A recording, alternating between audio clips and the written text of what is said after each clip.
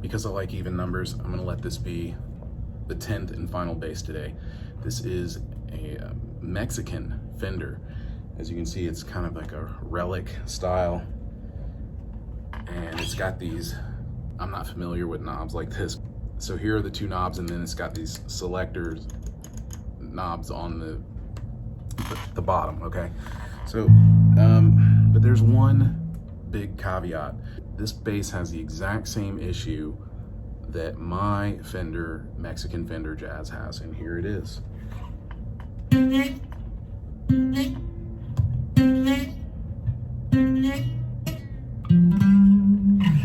Not good. I mean, everywhere else it plays nice.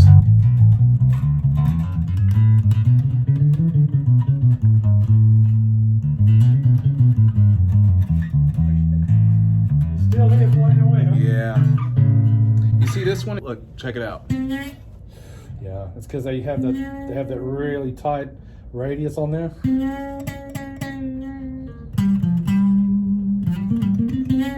Yeah, that's. I've got some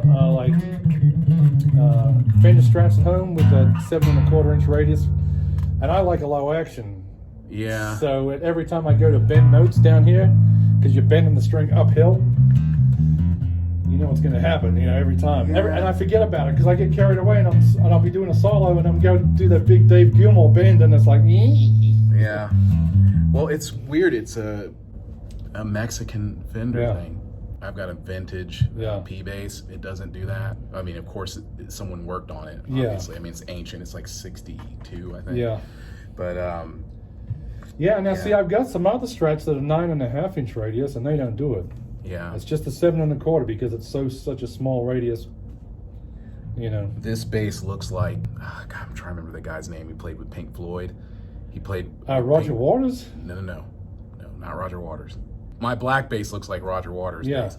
No, it's the guy who took his spot in the late 80s for the Momentary Lapse. And he played like on all the studio gigs like Madonna, Like a Prayer. And he's got a bass that looks like this. He's a British guy. Yeah, I was just about to say he's a British dude. I think his name is... Is it Guy something? Or Guy Pratt? I think it is Guy Pratt. Yeah. I think so. It's Guy Pratt. I'm pretty sure. He played with Floyd. Singing backup and playing. Yeah, this looks like his bass, kind of. Yeah. But he's got his burgundy mist. He's got a burgundy mist which is finish. Like the color of... He got it from John Entwistle. Which we don't have no more. Maybe it got sold. That was beautiful. That's we had. Oh, you had a burgundy mist one in here? Yeah, but it's Marcus Miller bass. Ah. Beautiful color, man. Is this the Flea one? Is this the Flea? I don't know. Oh, you know what? Does it say it is the Flea. It is a Flea, yeah. Because that's the Red Hot Chili Peppers thing. Yep. Yeah. I mean, it looks nice. Yeah. It's nice and light, too. Yeah. I love this new era of... Look at that. It says Flea on the back of the... Yeah. I like this new era of lighter instruments. Well, usually what happens is, speaking from experience with like the Gibson custom shop stuff, I get myself a couple of Les Pauls, you know, that like 59, 58 and stuff. And because the guys in the custom shop work with like the nicer quality wood that they can get their hands on, they weigh it all, and all the heavy stuff goes into Gibson USA, and all the light stuff goes into the custom shop. That's funny. And there used to be this thing way back in the day, because I've been working with guitars for 40 years now, and back in the 70s and the 80s, that's when I started in the 80s, but I had older friends that used to talk about it when I was a little kid and everything, and they would say that there was this like misnomer that the heavier a piece of wood was, the more resonant it was. Right. That's what they used to say. Right. They used to say that's why those Gibson Les Paul Customs that weigh 10.5 pounds, even 11 pounds sometimes, you know, that's why they've got so much sustain, is because it's like a block of steel, right? Well, I kind of, after years and years and years of, you know, experimentation, I guess, that they figured out that that's not exactly true. Right. And now, like, yeah, they've got this whole philosophy now. It's like the lighter the piece of wood is, the more resonant it is. Yeah. It's not because it's not so dense that it's just killing the Right. vibes. And now you got all these guys with back Right. trouble like Jimmy Page Yeah. and everybody else. Yeah. My God. So I mean, they're clearly for the more.